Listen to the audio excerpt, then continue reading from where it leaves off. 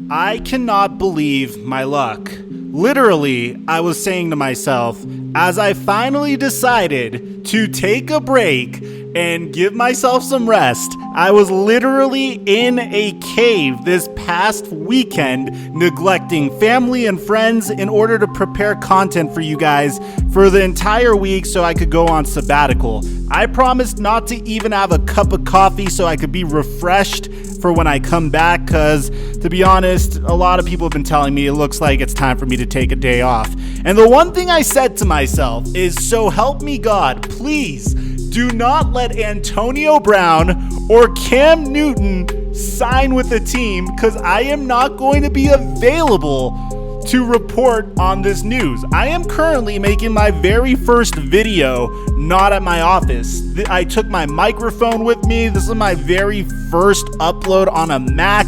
So if it's not up like immediately as the Cam Newton info has dropped, which by at this point it's been more than a few hours, then I apologize. It absolutely crushed me, guys, that I couldn't get you guys this info immediately. It hurt me more than it hurt you, and I hope it never happens again.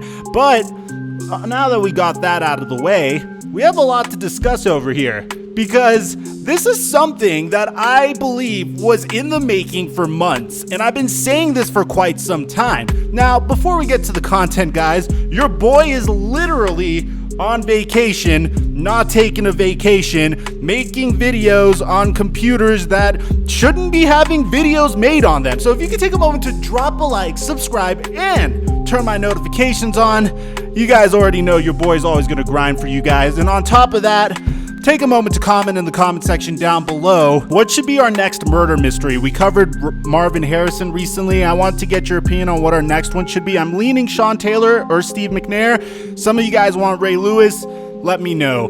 Now that drawn out intro's out of the way, break!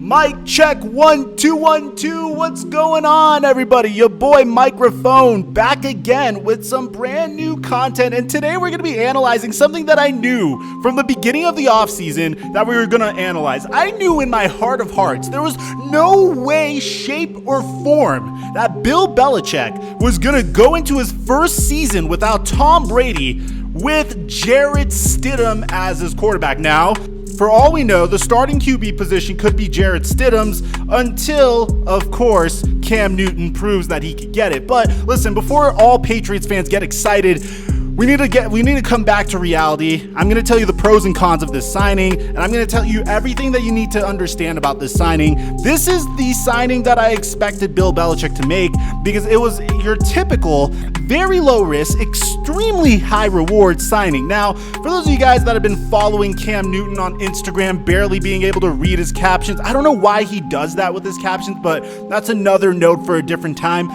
You would all know that this guy feels very slighted. He feels very upset. He's absolutely insulted at the fact that, one, the team that drafted him decided to move on from him for Teddy Bridgewater, not even being willing to wait for him as he nursed an injury. The team that he was able to literally backpack to the Super Bowl wasn't willing to wait for him. He was a free agent for months. No team was willing to sign him or give him a chance. Of course, COVID had something to do with it, but if you're Cam Newton at this point, you're pissed, bro. You are absolutely angry. Now, there's some things that I'm going to bring into light. We're going to first discuss Cam Newton in of itself. We don't know what version of Cam Newton we're getting. For all you know, Cam Newton could be too injured to play this season. For all you know, he's going to be holding a clipboard this season. He looks good in those very high quality edited videos of him and Odell Beckham Jr. with those close-up shots where they definitely hired like a crazy media team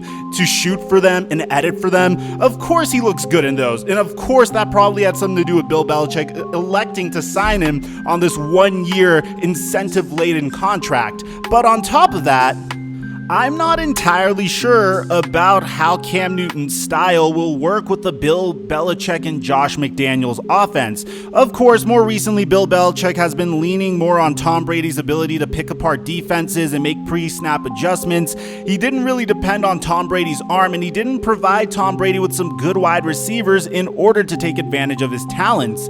Now he gets somebody that's kind of like the inverse Tom Brady. Cam Newton isn't really known for his ability to accurately throw the football, but on top of that, Cam Newton could scramble unlike Tom Brady. He's this 6'5" mountain of a man that is absolutely difficult to tackle, extremely athletic. He still has some athleticism left and can make short to mid-range throws, so I want to see what kind of plays Bill Belichick is now going to call. What kind of offense is Josh McDaniels going to run now that he finally has a quarterback that can use his legs? Now let's discuss Cam Newton's reaction, and I'm going to do my best to read this. This is from an Instagram story that he posted. I'm excited as I don't know what right now. All praise to God, dropping content tomorrow. I hope you're ready. Let's go, Pats. Man, this is a matchup that I was really hoping didn't happen, but at the same time was hoping it happened, because now you have this crazy narrative of Bill Belichick gets his hands on a brand new shiny toy if he's able to stay on the field, if he's not injury prone. But on top of that, you also have Tom Brady going to the Buccaneers, starting a new culture, poking fun and taking jabs at Bill Belichick's culture, saying that his style of football isn't really fun, saying that football is fun again on Tampa Bay. And now you have Bill Belichick that's seeking vengeance, kinda, and Cam Newton, who also has this crazy chip on his shoulder. It all boils down to a few things. One is, why was this move made to begin with? Did Jarrett Stidham show something to Bill Belichick that made him kind of consider going in a different direction? Did Cam Newton's film and videos on Instagram do something to convince Bill Belichick that, hey, maybe this guy has something left in the tank? Now, the next thing we need to discuss is, and the next thing that's going to factor into how the Cam Newton era is going to go in New England, is in terms of how the offense is going to run. How is Bill Belichick going to plan an offense around Cam Newton, and how is Josh McDaniels going to craft an offense around Cam Newton as well?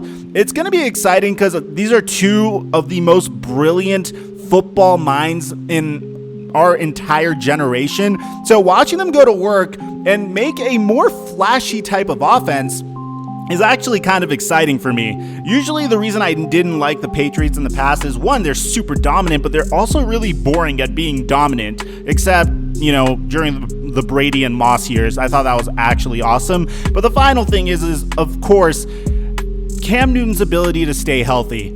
Is Cam Newton going to be able to stay on the field? Is Cam Newton even going to get on the field? Last season, he had a couple of games and he really didn't look that good. Of course, he was dealing with an injury, but at the same time, I can't help but feel like there's a reason why the Carolina Panthers elected to move on from him. Bear in mind, in Cam Newton's MVP season, he only completed 60% of his throws. Now, of course, that's pretty decent. It's 59.8 to be exact, but he also threw 35 touchdowns to 10 interceptions. Again, very remarkable numbers. He made most of his plays with his legs. We all acknowledge that. But then the very next year, in 2016, after they lost the Super Bowl, my man played in 15 games this season.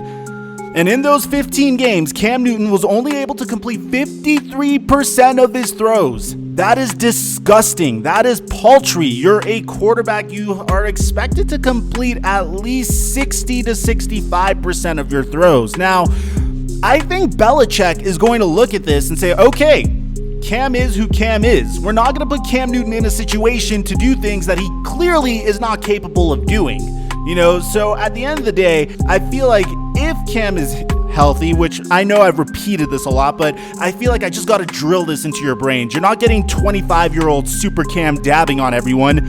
You're getting Cam who has a chip on his shoulder, who might not even see the field.